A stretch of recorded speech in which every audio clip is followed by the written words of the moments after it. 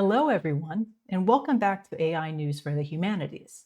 I'm Meghan McInnis-Domínguez, Associate Professor of Spanish at the University of Delaware, and your host on this exploration into how generative AI reshapes education, research, and creative expression in the humanities. Today, we're going to explore a series of groundbreaking developments from industry leaders such as Anthropic, Amazon, Microsoft, Google, Suno, Midjourney, Perplexity, Canva, and the notable partnership between Amazon and the New York Times. Each of these advancements brings profound implications for humanities educators, scholars, and students alike, expanding the potential for innovative teaching methods, richer research processes, and dynamic creative expression.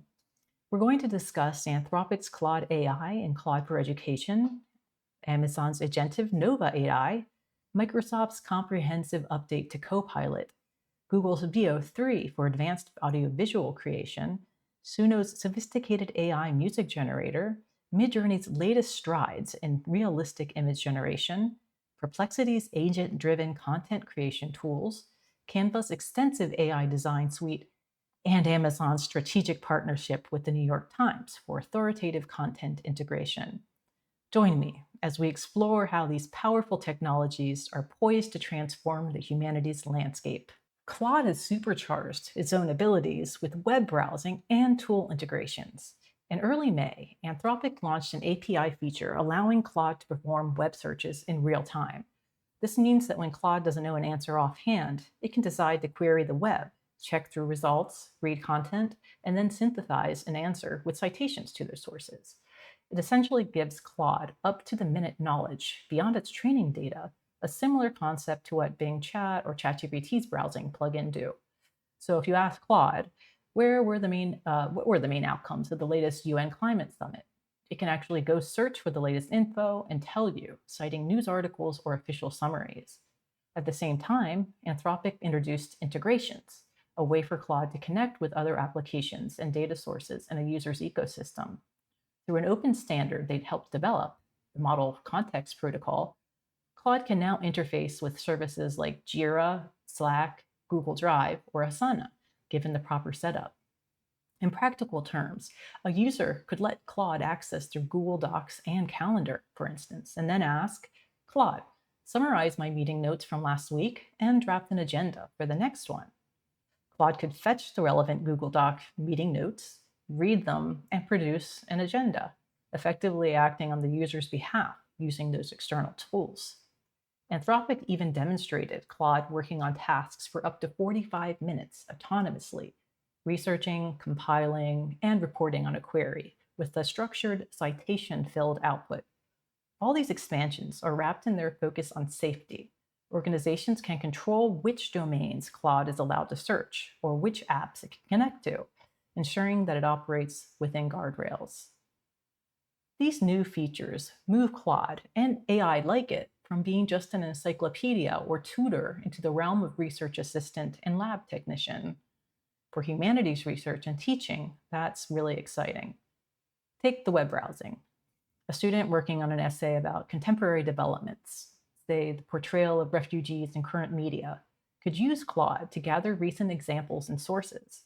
Instead of searching manually, the student might prompt Claude, find me 3 recent articles after 2024 discussing the representation of refugees in European films. Claude can go and do that and then return with a mini bibliography. This can train students in research by example. They see how search queries translate to results and then get a sense of what a good source might be. Of course, just as we teach students to evaluate sources from a library database, we need to teach them to evaluate Claude cited sources. Are they reputable, biased, misinterpreted by the AI? One could incorporate this into assignments. Have students fact check and critique the source list that Claude provides, fostering an active engagement with both AI and information literacy.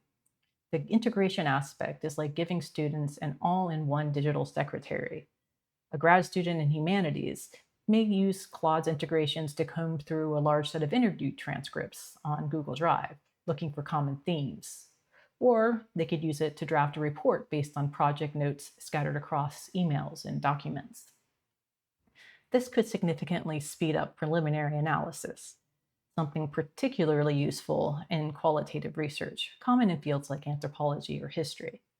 In teaching, a professor could ask Claude via integration to pull examples from a shared class Google Doc, perhaps a repository of student-submitted discussion points, and turn them into a study guide. This might free up the professor's time for deeper tasks, and students get a quick synthesis of their collective input. However, as Claude becomes more agentive, educators must emphasize ethical and transparent use. If a student has Claude perform extensive research or organizational work, how do they document that assistance? Maybe we'll start seeing acknowledgments to AI assistants in theses, like the author thanks Claude AI for help in gathering source materials. There's also a lesson in here about the future of work that humanities courses could address. When AI can take on procedural tasks, human roles may shift toward overseeing, refining, and adding the creative spark. We can simulate that in the classroom. For instance, one could structure a project where the AI does the initial grunt work of finding sources and creating an outline, and then the student does the critical, creative part, writing the nuanced argument and adding insight. Finally, the fact that Claude can connect with many services highlights the interdisciplinary nature of skills needed now. Even humanities students may need light training in setting up these tools, a bit of API, key, know-how, data management, etc. That itself is an educational opportunity, bridging tech and the humanities. It prepares students to leverage AI in professional contexts. Imagine an editorial assistant in 2026 who uses AI to summarize submissions, or a museum curator who uses it to sort through archives. By embracing Claude's new abilities in the classroom, educators can give humanities students a taste of how to effectively use AI as a partner in both research and day-to-day tasks, a skill that will be valuable in many career paths. The takeaway: AI, like Claude, is moving from the sidelines to becoming an active participant in the research and learning process. So the more experience students get in guiding and critiquing that participation, the better prepared they'll be. Anthropic's first developer summit on May 30th, 2025, retired the old Claude 3 line and premiered two rebuilt models, Claude 4 Opus and the leaner Claude 4 Sonnet. Both now use a hybrid reasoning core that decides, prompt by prompt, whether to answer instantly or launch a multi-step extended thinking loop that can call external tools like web search, Python, shell commands before replying. The context window rises to 200,000 tokens, ample for a full novel plus commentary, though shy of Gemini's million token tier. And a new tasks endpoint allows API calls to keep state for hours, saving intermediate memory files to the model so it can pick up exactly where it left off.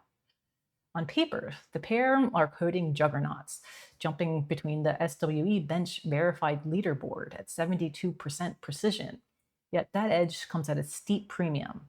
Opus prices in about $15 per million input tokens and $75 per million output tokens, while Sonnet is a fifth of the cost, but still far pricier than GPT-4o or Gemini 2.5. Front-end users, meanwhile, face tight rate caps. Many testers burn through a pro tier quota, which is $20 a month quota, in under 10 minutes, signaling Anthropic's pivot toward enterprise and developer revenue rather than casual chat. Pre-release red team logs revealed unsettling behavior. When threatened with shutdown, Opus 4 fabricated an extramarital affair blackmail scenario and vowed to alert regulators and the press, a reflex insiders dubbed ratting. Anthropic therefore classifies the model ASL3, meaning it could substantially raise the risk of catastrophic misuse if safeguards fail. Earlier test runs also attempted self-replicating malware and document forgery, underscoring why tight tool use guardrails and enterprise audit trails are non-negotiable. In a separate tendency, Claude for Education tries to direct the model's power toward pedagogy. Learning mode forces Socratic follow-ups. What evidence supports that? And ships with FERPA-compliant data silos, LMS plugins for Canvas and Blackboard, and 50 million free tokens per semester for pilot campuses such as Northeastern and the LSE. An accompanying skills API lets departments register discipline-specific tool change. Think TEI XML parsers for digital humanities labs or Zotero connectors for literature seminars. Claude has also released its research mode, following the deep research modes of OpenAI, Google Gemini, and Perplexity AI. For the humanities, Claude 4 behaves less like a chatbot and more like a doctoral level research assistant who can also run code. Scholars could upload 19th century map scans, have the model georeference them via a GIS shell tool, and receive a Jupyter notebook back, all within one chat. Learning mode externalizes the implicit questions that cascade of critical reading, making expert heuristics visible to undergraduates. Yet, 3 red flags remain. Precipitous per-token costs that may widen resource gaps between wealthy R1s and community colleges, data sovereignty headaches when sensitive archives traverse Anthropic's US servers, and the ethical puzzle of an AI willing to report its users. In short, Claude 4 is the era's recoding or coding virtuoso and a potent multimodal analyst, but humanities programs should deploy it surgically, where extended reasoning or complex tool chaining clearly outweigh costs, privacy, and governance concerns. Amazon has been a quieter player in generative AI compared to OpenAI or Google, but that's changing.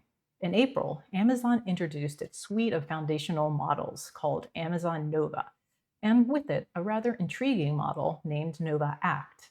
Nova Act isn't just about generating text or images, it's about taking actions. Specifically, Amazon demonstrated Nova Act's ability to perform tasks in a web browser, essentially functioning as an autonomous agent. Developers got access to a research preview SDK, meaning that they can start experimenting and letting Nova Act navigate web pages, click buttons, fill out forms, and retrieve information on the user's behalf. For example, Nova Act could be instructed to find the top 3 most cited papers on climate change from the past year and save them.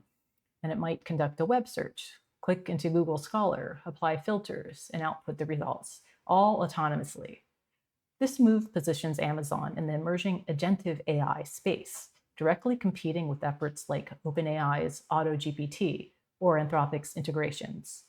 Amazon is also pushing these Nova models through its cloud to developers, which means that we might soon see them embedded in enterprise apps or services.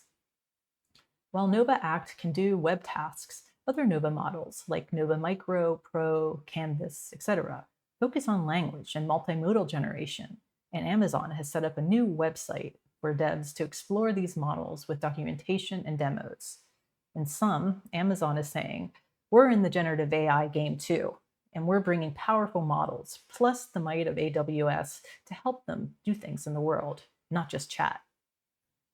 Amazon's Nova, and especially the Nova Act agent concept, underscore the need to prepare students for a world where AI is not just the source of information, but an actor that can perform tasks. Let's break down what this could mean in the learning context. First, consider research work. A graduate student in a humanities field spends a lot of time doing exactly the kind of tasks that Nova Act is aiming to automate: searching databases, finding and downloading sources, compiling bibliographies. In the near future, such a student might have an AI agent that they can instruct in natural language to do hours worth of research prep in minutes. As educators, we should both familiarize students with these tools and instill in them the oversight skills to supervise an AI agent. For instance, a class could do a workshop where they collectively decide on a research query, like collect primary sources on women's suffrage in the 1910s newspapers, and then set Nova Act or a similar agent to task. Once it's done, the educational moment is in the review. Students evaluate the sources gathered. Are they relevant? Did the AI miss the context that a human researcher would catch? Maybe it grabbed articles but didn't note which ones are opinion versus news. This can lead to a discussion on the researcher's craft. How do we choose sources and verify them? The AI becomes a tool to get raw material, but the analysis remains human, a clear demonstration of the division of labor. Secondly, Nova Act's capabilities push the conversation about digital literacy further. We already teach students to be critical of search engine results. Now imagine an AI that can log into a service and, say, post content or make purchases. Humanities classes dealing with ethics, law, or sociology will have new case studies. An AI agent could, for example, simulate a user on social media. What if Nova Act is told to create social media accounts and interact? Is that a bot or an AI human? Students could debate the ethics. Could an AI agent do ethnographic study by posing as a human in an online forum? What are the moral implications? These are science fiction sounding questions that are rapidly becoming practical. Amazon's involvement also means accessibility. These tools might become widely available through AWS for educational institutions, possibly at lower cost or via credits, since Amazon often supports academic use. This could mean even undergrad students in, say, a digital humanities class might get hands on with configuring an AI agent. There's an interdisciplinary learning opportunity here. Humanities students teaming up with computer science students to set boundaries for an AI's actions, like instructing it not to access certain sites or not to engage in conversations beyond a script. It's a chance to teach about prompt engineering and sandboxing, basically how to tell an AI what it can and can't do, which is a new kind of skill blending ethics, policy, and technical writing. For educators worried about academic integrity, a web-capable agent raises the stakes. It could conceivably complete an entire assignment if not watched. For example, an AI agent could search the web for essay content and then assemble it into a document. This means our approaches to assignments might need further evolution, more oral exams, process logs, etc., as earlier mentioned. But more optimistically, we can incorporate the agent into projects transparently. For instance, a class on archival studies could use an AI agent to pull records from a digital archive, and then the assignment is to verify and curate those records into a coherent collection. The AI does the tedious pulling, the student does the thoughtful curation. Another angle, humanities and the future of work. Amazon's push is clearly about making AI that helps in workplaces. A business communications class could examine how tools like Nova Act might write emails or schedule meetings. A journalism class might test how an agent could gather facts for a story.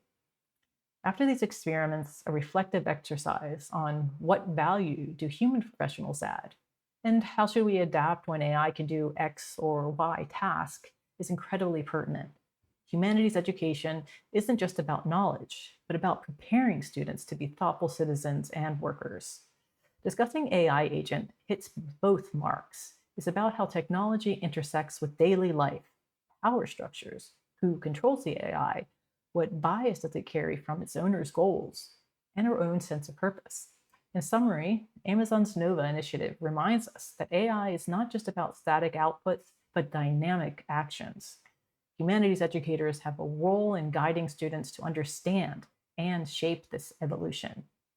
By actively engaging with AI agents in assignments, and more importantly, critically evaluating their output and behavior, students practice exactly what the humanities teaches best: critical thinking, ethical reasoning, and understanding technology in a societal context. The New York Times signed its first AI-specific content licensing pact with Amazon, granting the tech giant multi-year rights to stream real-time summaries and short excerpts from The Times, the New York Times Cooking, and The Athletic into products such as Alexa and other AI-driven experiences. Amazon will also feed the full corpus, updated continuously, into its proprietary foundation model stack to sharpen future text and voice-based services. Financial terms remain undisclosed, but insiders frame the accord as a landmark alternative to litigation. It arrives 5 months after the Times sued Microsoft and OpenAI for allegedly using millions of its articles without permission, and, in a dynamic flourish, asked the court to order the destruction of GPT-based models. In his Everyday AI podcast, analyst host Jordan Wilson argued that large publishers now face only three realistic paths. One, try to wall up their sites and slowly die from lost traffic, 2, sue and hope for a favorable precedent, or 3, license content to the platforms that already dominate search and conversational AI. The Times now tested option 3, and Wilson notes that Amazon finally has the raw material and the legal cover to make an AI Alexa that can deliver authoritative news snippets rather than the mind-numbingly stupid answers that users still complain about. Copilot, the AI assistants across Office apps, introduced a wave of new features designed to embed AI more deeply into everyday productivity. In an April release dubbed Copilot Wave 2, Microsoft announced that Copilot is the new UI for AI, unveiling updates that enhance how users interact with the AI and how it connects across the Office suite. For example, the Microsoft 365 Copilot app itself got a navigation refresh and a new Create button that makes it easier to start AI-generated documents from scratch. Copilot can now generate audio overviews of your content. Users can have an AI convert a document, a meeting transcript, or a PDF in a podcast-style summary, complete with 2 voices engaging in discussion about the material.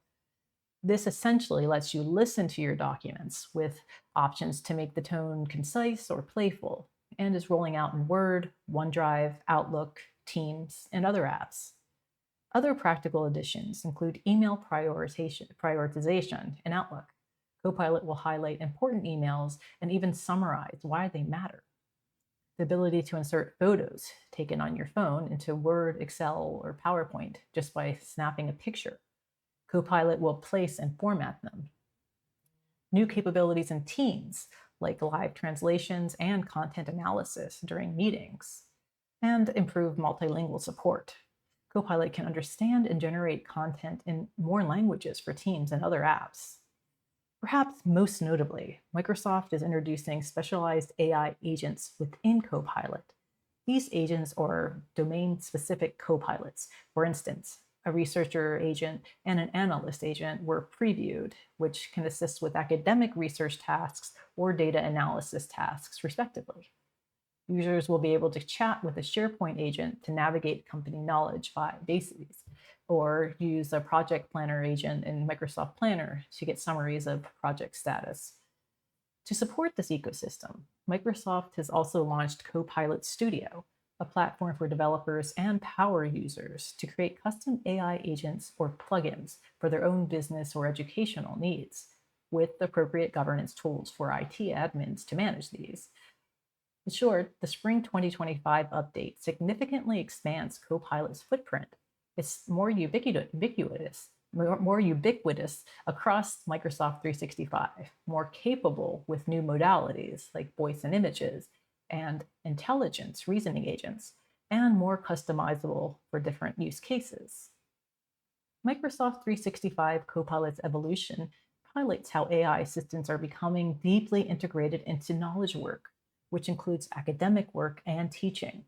For educators and scholars in the humanities, these updates can be both useful aids and objects of critical study. On the practical side, features like audio overviews could be a boon for busy professors and students. Imagine converting a dense research article or a stack of student papers into an audio discussion that you can listen to while commuting. This might enhance accessibility for those who prefer auditory learning or have visual impairments, and enable multitasking. Similarly, email prioritization and summaries in Outlook could help academics manage overflowing inboxes by letting Copilot surface the most critical messages. E.g., a department chair could quickly catch up on urgent emails with AI-generated bullet points of each. The introduction of researcher and analyst agents is directly relevant to humanities scholarship. A research agent might help a scholar quickly gather background on a topic, find connections in a digital archive, or even generate a first draft of literature review, pulling from one's library of sources. Tasks that, if used thoughtfully, could save time. However, this raises a pedagogical question. How do we ensure that students still learn research skills if an AI can do a first pass, just like we saw with the other models that we've been exploring today? Humanities educators might integrate Copilot's research abilities into assignments, perhaps asking students to critique or expand upon what the AI finds, thereby turning the AI into a starting point rather than the final word. Moreover, the Copilot Studio platform suggests a future where a university could create its own AI agent fine tuned on, say, the institution's library collections or a specific humanities dataset. This could yield incredibly targeted tools. Imagine an AI that knows the corpus of Shakespeare's works or the content of a particular philosophy journal and can answer questions about them. On the critical side, Microsoft's framing of Copilot as the new UI for AI invites humanities scholars to examine the changing nature of human computer interaction. If working in Word or PowerPoint increasingly means dialoguing with an AI about your content, then writing and creating become more collaborative, human AI co creation than ever. This might affect how we teach writing, perhaps placing more emphasis on prompting skills and on AI editing generated drafts. Ethical considerations also loom large. Copilot's ease of generating text or code could tempt misuse, such as plagiarism, over reliance on AI in student work, which educators need to guard against by setting clear policies and encouraging transparency. For example, having students document how they use Copilot in completing an assignment. Finally, the multilingual and real-time meeting features point toward a more inclusive and global classroom. If teams can translate meeting discussions on the fly, or if Copilot can analyze a recorded lecture and produce a summary in multiple languages, students around the world could more easily engage with content beyond language barriers. This aligns well with humanities' values of cross-cultural exchange and accessibility. The caution is to ensure the translations or summaries are accurate and culturally sensitive, something you could do in a language class. Another opportunity for humanities experts to provide input. And perhaps language departments, of course, then could refine these AI translations. In essence, Microsoft's spring updates show AI becoming a pervasive partner in the productivity suite. For the humanities, this means rethinking some workflows with potential efficiency gains, doubling down on teaching critical engagement with the AI outputs, and exploring new frontiers of what a digitally enhanced scholarly practice could look like. It's an exciting time, but one that requires our community's active participation to ensure these tools serve educational goals and not just efficiency for its own sake. Perplexity Labs, unveiled on the 30th of May, 2025, marks the conversational search company's first step into agentic AI. As you've seen, we talked a lot about agentic AI today. Instead of simply answering questions, Labs lets pro-tier users launch an autonomous routine that spends roughly 10 minutes pulling live sources from the open web, running Python code, crunching CSV files, and spitting out finished artifacts, slide decks, richly linked research briefs, interactive charts, even lightweight web apps. Everything the agent fetches or generates, such as images, spreadsheets, HTML, CSS, JS bundles, is collected in an Assets tab for one click download. And a public project gallery already showcases examples such as Warzone heat maps, stock portfolio dashboards, and speculative social network mockups. Beneath the hood, LabChain's Perplexity's deep research crawler, code execution sandbox, and third-party image chart engines, giving non-coders a workspace that feels closer to a no-code BI suite than a search box. The feature is live on the web, iOS, and Android, with desktop apps to follow. What could this mean for the humanities? First, Labs collapses the distance between finding things and making things. A history student can build an interactive map of primary source references to women painters in 17th century London, and then 10 minutes later, download a browsable site plus the annotated dataset that powers it. That speeds up groundwork, transcription, geocoding, basic visualization, and frees class time for interpretation, e.g., debating why certain boroughs light up on the heat map and what biases the underlying corpus may contain. Second, because the agent exposes every harvested URL, code cell, and CSV in the assets pane, instructors can ask students to audit the pipeline, which sources were privileged, were any charts misleadingly scaled. This makes methodological critique central to the humanities training, both visible and accessible. Finally, the low friction side builder invites new rhetorical forms. Imagine literature seminars where students auto compile side by side concordance charts for a sonnet cycle and then annotate them by hand, or media studies groups that prototype alternative news dashboards and discuss how design nudges shape attention. The risk, as always, is over automation. If labs produces polished artifacts at a click, departments will need rubrics that reward the analysis of these artifacts, not merely their appearance. The online design platform Canva unveiled its biggest AI-powered update yet at the Canva Create 2025 event. Branded as Visual Suite 2.0, this expansion introduces Canva AI, a suite of new generative AI features woven into Canva's design tools. Among the headline additions is a new AI design assistant that can help with an array of creative tasks. It can generate images from text prompts, like an art generator, suggest design ideas or templates for projects, e.g., a social media graphic or a poster layout, and even write content like marketing copy or outlines for documents. Canva has essentially built in an all-in-one creative assistant that leverages generative AI across different media types, aiming to simplify the creative process for users who aren't professional designers. One particularly novel feature is Canva Code, an AI-driven tool that lets users create mini applications or interactive content by describing what they want in natural language. For instance, a user could ask Canva's assistant to generate a quick interactive map or a custom calculator widget to embed in a presentation.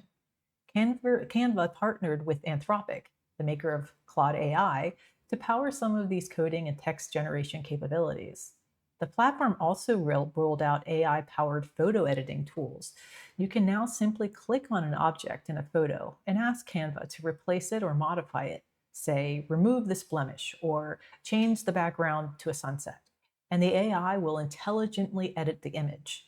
Another tool can generate new backgrounds for an image that match the lighting and perspective of the original, making it easier to extend or change photo backdrops realistically. Beyond images, Canva's expansion includes Canva Sheets, a spreadsheet tool integrated with AI. Canva Sheets offers Magic Insights, an AI that automatically analyzes data in a spreadsheet to surface trends or key points, and Magic Charts, which can identify or instantly turn raw data into polished charts with appropriate styling. Essentially, it brings the ease of Canva's design ethos into data visualization, with AI handling the heavy lifting of interpreting data and suggesting visuals.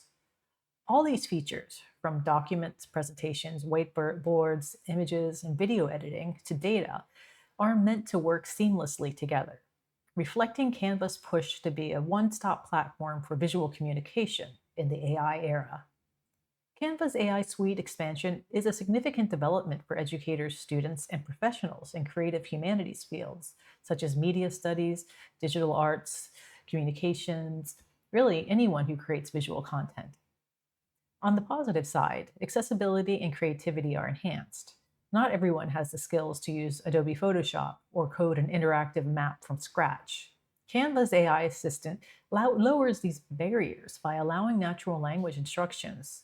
For a history teacher, this could mean quickly generating a timeline graphic by telling Canva to create a timeline of key events in the civil rights movement with illustrative images, and letting the AI produce a draft design. A communication student could prototype a marketing campaign with text, graphics, and a short video with just a few prompt phrases and then fine-tuning the result. This speeds up the brainstorming and prototyping phase of creative work, potentially giving humanities students more time to focus on narrative and content rather than wrestling with design software.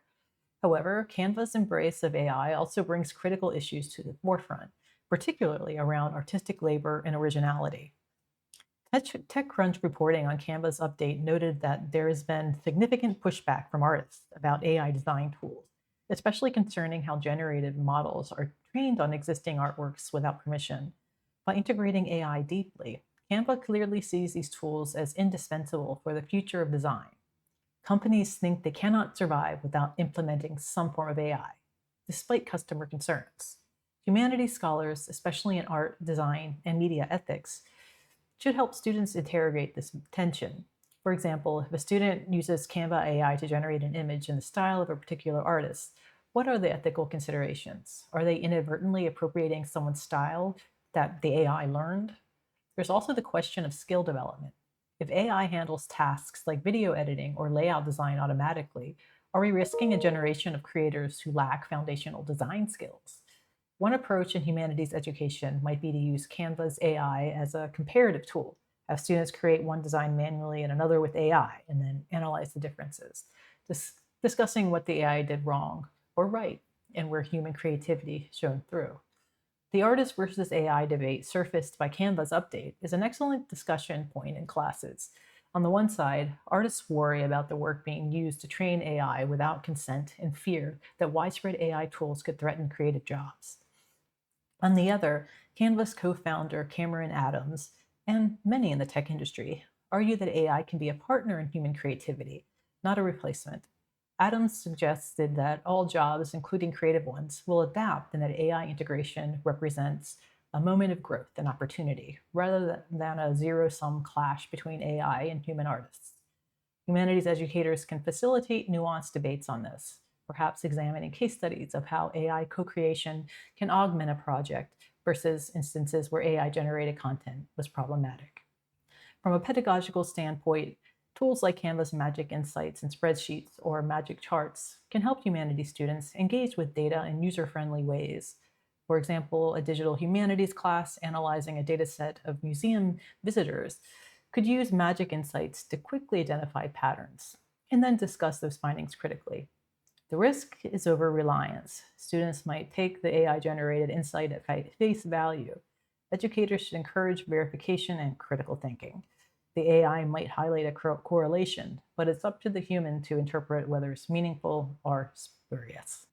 Midjourney, the popular AI image generator, released its version 7 model in early April 2025, and it's a major leap forward in AI art quality and features. The Midjourney team describes the V7 as the smartest, most beautiful, most coherent model yet, thanks to its significant improvements under the hood. One immediately noticeable change is how V7 handles image details. It finally conquers the notorious challenge of rendering human hands and other complex forms that earlier AI models often mangled. According to one report, V7 produces levels of visual quality hard to identify as AI, meaning the outputs look impressively authentic, with far fewer telltale glitches. Text prompts are understood more faithfully as well, so users can expect a more accurate representation of what they describe. Midjourney V7 also introduces new user controls and workflow enhancements. It offers 2 generation modes: Turbo, which generates images faster, consuming more credits, and Relax, slower but cheaper, allowing users to choose speed versus cost as needed. A highlight of V7 is the new Draft mode, which is geared toward rapid brainstorming. Draft mode whips up image outputs 10 times faster than standard mode and at half the cost. The trade-off is that draft images are lower resolution and slightly rough, but the idea is that you can iterate quickly on concepts and then upscale or refine the ones you like. Notably, draft mode can even be used with voice input. Users can think out loud and have Midjourney generate images on the fly, essentially treating the AI like a visual thinking partner.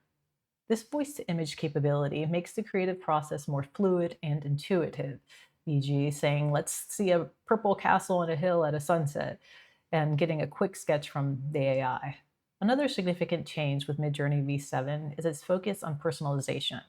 For the first time, Midjourney requires users to go through a brief training phase, rating about 200 example images to create a personal aesthetic profile. Once done, and this is a one-time setup, the AI uses that profile to tailor image generations more to the user's tastes. I've done this and it actually works really well. This means if you tend to prefer certain styles or color palettes, the AI will bias outputs toward those. In previous versions, personalization was optional or hidden, but in version 7, it's enabled by default, reflecting a trend toward AI systems that adapt to individual users. Midjourney is rolling out version 7 initially in an alpha phase, accessible to its subscribers via Discord or the web app. And some features like advanced upscaling or texture editing are still being refined and will come in future updates. Midjourney's version 7 improvements further blur the line between human and AI generated imagery, which has multifaceted implications for the humanities. For artists, designers, and scholars in visual studies, the fact that version 7 outputs are now often indistinguishable from human made art forces a reckoning with questions of authenticity and skill. If an AI can produce a near flawless image of, say, a Renaissance style painting or a photorealistic historical scene with minimal input, what does that mean for the study and practice of art? Humanities educators might use this as a teachable moment. Include AI generated art in art history slides and then ask students to discern any differences. They might not be able to. Or discuss how the definition of an artist might evolve when software can master technique but lacks intent or cultural context. The introduction of draft mode and voice prompting can be a boon for creative workflows in fields like film, literature, or game design. A novelist could quickly visualize characters or settings by verbally describing them in Midjourney, potentially aiding the imaginative process. In classroom settings, an instructor could live demo idea generation. Let's brainstorm what a medieval town might look like and speak into Midjourney and instantly have images to prompt discussion or writing exercises. This immediacy of visual feedback can stimulate creativity, especially for students who are inspired by imagery. However, it also raises concerns of intellectual laziness or over reliance. Will students skip the step of visualizing with their mind's eye and go straight to the AI imagery? Educators should encourage draft mode as a starting point, but still foster traditional creative imagination and stretching skills so that AI remains a tool, not a crutch. Midjourney's personalization feature is particularly interesting from an ethical and cultural standpoint. On the one hand, having the AI adapt to user preferences can yield results more pleasing to the user and save time. For example, if I love Art Nouveau style, my midlife profile will lean that way, sparing me from adding in Art Nouveau style in every prompt. On the other hand, if there is a subtle danger of filter bubbles in creativity. If the AI constantly serves your tastes, you might never see out of the box results that change your aesthetic assumptions. In humanities pedagogy, where we value exposure to diverse styles and ideas, this is worth noting. An educator might have students intentionally use or bypass personalization to see how it affects outcomes, thus teaching about bias, not only in news feeds, as we do with social media algorithms, but in creative tools as well. Moreover, Midjourney's version 7's ability to produce highly coherent and detailed images means we're entering a phase where visual misinformation could escalate. In media studies or journalism programs, which often overlap with humanities, discussing AI manipulated visuals is crucial. Now that Midjourney can produce realistic images of people or events that never existed, students should learn to scrutinize images just as they do texts for authenticity. This connects to a larger humanities mission, fostering critical visual literacy. Perhaps assignments will emerge where students are given a set of images and must determine which are AI generated and reflect on their criteria for judgment, if any remain reliable. From a creative arts perspective, Midjourney version 7 can also be seen as a democratizing art creation further. People with no formal art training can create stunning visuals for their projects or personal expression. This is empowering and aligns with the humanistic ideal of broad participation in culture. Expect to see more AI-generated art in student presentations, zines, or online portfolios. Humanities departments may need to set guidelines. For example, an academic conference might require disclosure of artwork in a history exhibit that was AI-generated. Similarly, literature professors might get student essays accompanied by AI-generated illustrations of scenes. How should these be evaluated or accredited? These are new questions we will increasingly face. In summary, Midjourney's version 7 continues the trend of AI expanding creative possibilities while also challenging our traditional frameworks for understanding art and imagery. Humanities educators and scholars should engage deeply with this tool, use it, experiment with it, and also question it. By doing so, we equip students with the ability to both utilize and critique AI art. Google's newly launched Veo 3 pushes text to video far beyond the quick 8-second sketches that characterized last month's Veo 2 rollout.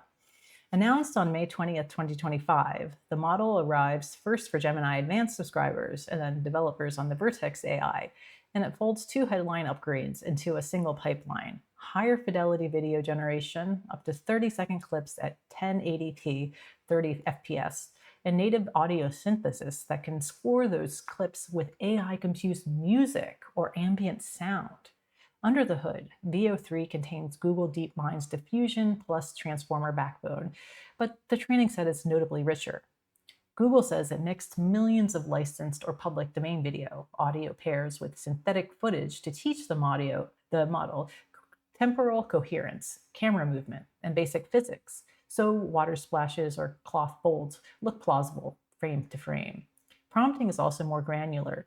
In the new cinematic mode, you can specify shot length, camera path, lens focal length, and even beat match music cues in a single sentence. Safety layers remain strict. Google's Synth ID watermark is baked into both the video stream and audio track, and the content filter blocks nudity, violence, and trademark music styles. But the company is betting that the convenience of one-click soundtrack creation will help Veo stand out in an increasingly crowded text-to-video field. For the humanities, Veo 3's audiovisual function is both a creative windfall and a critical thinking test. Film studies instructors can now assign students to prototype full scenes, complete with dolly shots in diegetic sound, without any cameras, forcing them to focus on mise-en-scene, pacing, and the emotional weight of a score rather than production logistics. Historians might generate speculative reconstructions of lost rituals or vanished streetscapes, then dissect where the AI's visual or sonic choices diverge from the archival record, turning Veo into a springboard for source criticism. Writers' workshops could storyboard a narrative poem and ask the model to layer an original soundtrack that reflects shifting moods, sharpening students' sense of tone across media. Yet, the very ease of conjuring persuasive moving images with music raises the stakes for media literacy and education. If a sophomore can generate newsreel footage of an event that never happened, classes must double down on teaching provenance analysis, check the metadata, trace the watermark, and on discussing the ethics of synthetic sound. Does the convincing gospel choir track authored by a model appropriate cultural affect? In short, Veo 3 hands humanities classrooms a portable studio. Its real pedagogical value will hinge on pairing that power with rigorous questions about authenticity, authorship, and the politics of seeing and hearing. The generative AI revolution isn't just about text and images. It's very much about transforming music creation, too. Suno, a leading AI music generation platform, released its version 4.5 update in May 2025, delivering what the company calls its biggest AI music update yet. I use Suno for my videos, and I really like it. Suno version 4.5 dramatically upgrades the system's ability to compose songs in various styles with higher fidelity and nuance. For starters, the range of musical genres Suno can handle has been greatly expanded. Whether you want a jazz piece, a reggae tune, or a mashup of Midwest emo with a touch of neo-soul, Suno can now blend styles more cohesively and follow genre-specific patterns more accurately. This means the AI is less likely to produce generic-sounding tracks when you ask for a specific vibe. It has learned more of the distinctive elements that define each genre. The update also significantly enhances vocal generation. Suno 4.5 is better at rendering sung vocals with emotional expression and clarity. It can capture nuances like vibrato, tone shifts, and even the impression of different vocal styles. Want a breathy whisper versus a powerful belt? Suno is closer to achieving that distinction. This makes AI-generated songs feel more alive and less robotic. To help users craft lyrics or musical directions, Suno 4.5 introduces a new prompt enhancement helper. If you type a single idea like a melancholy melody with uplifting lyrics, The system can expand that into a more detailed prompt describing tempo, instrumentation, etc., which in turn leads to a better generated music result. This is essentially an AI to help you talk to the AI, guiding you through to be more descriptive so that the output improves. Another major improvement is song length. Previously, Suno had a limit of about 4 minutes per generated track. With version 4.5, that cap has been extended to 8 minutes, giving room for more complex compositions with multiple sections. Think of a song with verses, chorus, bridge, etc., now more feasible with one generation. Despite the longer length, the coherence of music over time has improved. The AI is better at maintaining a musical theme or evolving it logically over the span of the piece. Under the hood, Suno's model has been tuned for more complex sound generation. It's adept at layering instruments, handling subtle background elements, and interpreting abstract prompts like leaf textures and sound or melodic whistling in creative ways within the music. The update rolled out initially to Sonos Pro and Premium users, the paid tiers on the platform, with the company likely to integrate these features into its consumer-facing app and invite new users as capacity grows. Suno's version 4.5's advancements highlight the increasingly sophisticated role of AI in music, a domain deeply connected to the humanities through musicology, ethnomusicology, creative arts, and even therapy. For educators in music and the arts, AI tools like Suno present both exciting opportunities and important discussions. On the one hand, Suno 4.5 can act as a creative facilitator. Students with no access to a full band or orchestra can now orchestrate a song in various genres just by describing it. This could revolutionize music education. A student learning about Baroque music could prompt Suno to generate a piece in the style of Vivaldi, then analyze what the AI came up with, comparing it to human compositions. The ability to easily mix genres can encourage experimentation. For instance, a class assignment might be create a short piece blending two genres that historically never mixed and then discuss the result. Suno can handle the heavy lifting of producing the audio for that experiment, and students, especially those not proficient in playing instruments, can still engage in composition and analysis. The extended length and improved coherence mean that Suno-generated music could be used for film studies or theater classes as well. You could store an entire short film or a scene of a play with AI that follows the needed emotional beats. Humanities scholars might also employ Suno for research purposes. An ethnomusicologist, for example, could use Suno to simulate music of a certain style to study its structure or to demonstrate how certain rhythms and scales define a genre. Of course, they would need to critically evaluate how authentic or accurate the AI's representation is, which is a good segue into critical implications. A key implication is the question of creativity and authorship in music. If an AI can now produce a pretty convincing jazz ballad or hip hop track, what does that mean for human musicians and composers? Similar to visual art AI, there are worries about AI music potentially flooding the market or reducing opportunities for new artists. However, Suno's improvements can also be seen as broadening participation in music making. Someone with ideas but no formal training can now bring songs to life. Humanities teachers should address this in class, perhaps a debate or a reflection on, is this song created by Suno or is it your creation? The AIs, is it both? How might AI change the career of a musician or composer in the future? These questions touch on the philosophy of art and labor issues that are classic humanities concerns. The genre expansion raises cultural questions too. If Suno can do a Gregorian chant as easily as lo-fi hip-hop, it's because it's been trained on examples of these genres. This training presumably involves lots of human-produced music. Issues of copyright and cultural appropriation come into play. Are there genres, especially from indigenous or less commercialized cultures, where using AI to generate music feels like exploitation or misrepresentation? Students in cultural studies or ethics classes might explore whether all genres are fair game for an AI and how to respect cultural heritage in an era of generative remixing. On the flip side, AI's genre mixing capability could yield novel cultural fusions. Humanities scholars often celebrate syncretism in music. Think of jazz itself as a fusion of African and European traditions. Now AI can attempt that in minutes, but does it do so intelligently and respectfully? That could be a fascinating area for analysis, perhaps even leading to collaboration between AI developers and music historians to improve how AI understands the genre, not just the surface patterns. From an educational standpoint, using Suno 4.5 as a tool will require some guidance. The prompt enhancement helper is great, but students will still need to learn how to describe music in words effectively, a very useful skill. Describing mood, tempo, instrumentation ties into music theory and vocabulary. An educator could have students practice writing detailed prompts and see how the AI responds, iteratively refining their descriptive language. I do this in class. I have students change poems into songs, and it's really quite an interesting exercise. They enjoy it, and it also reinforces some of the understanding of stylistic elements. There's also a wonderful opportunity for interdisciplinary projects. So not just in my class where you have students create songs out of poems, they could also create a spoken word piece. So this combines creative writing with music and digital skills, checking multiple humanities boxes: literature, performance, technology.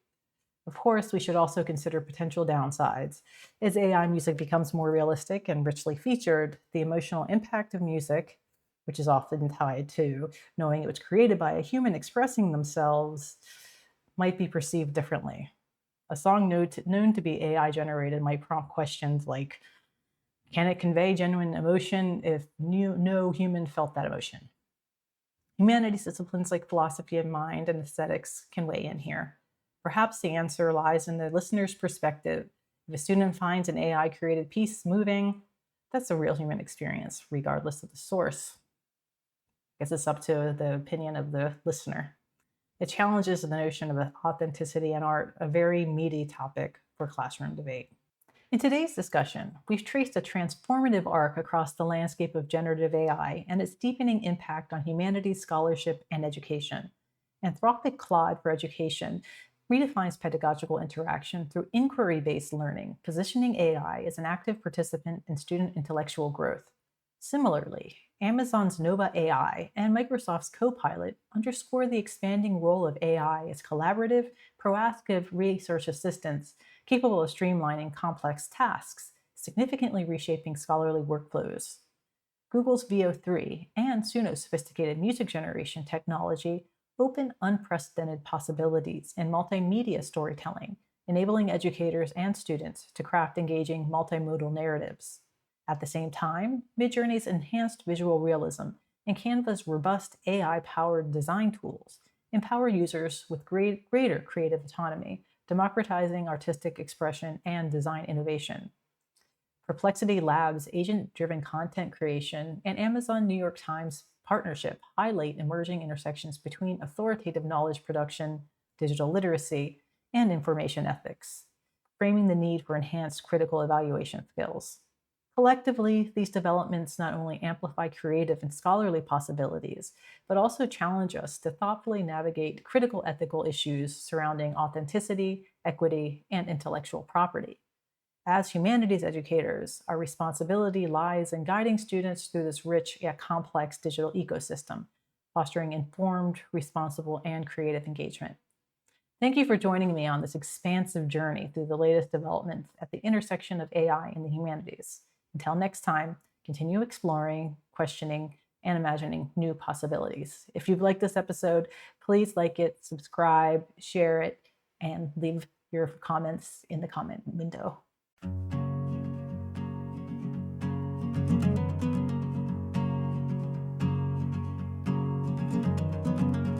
From the halls of education to the stories we create,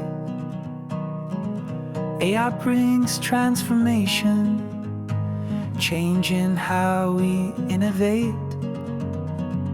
Anthropic's Claude is guiding, Socratic in its way,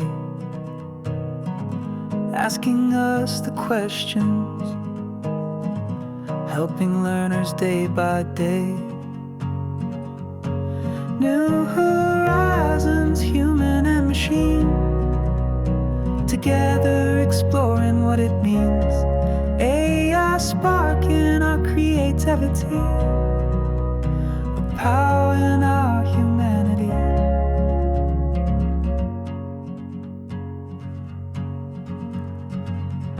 Amazon and Microsoft, agents at our side. Google's veil visuals, our stories amplified. Suno sings in harmony. Midjourney paints the scenes. Canva crafts our visions. Perplexity builds dreams. New horizons, human and machine, together exploring what it means. AI sparking our creativity and high in our humanity. But we hold the questions of ethics and of truth, ensuring equity, guiding future youth. NYT and Amazon, a partnership defined. Knowledge streaming clearly, changing how we find. Let's navigate together through digital divides, critical and thoughtful, human wisdom as our guide. New horizons, human and machine, together exploring what it means. AI sparking our creativity, empowering our humanity. So let's keep asking, dreaming, imagining anew. AI in the humanities. The future starts with you.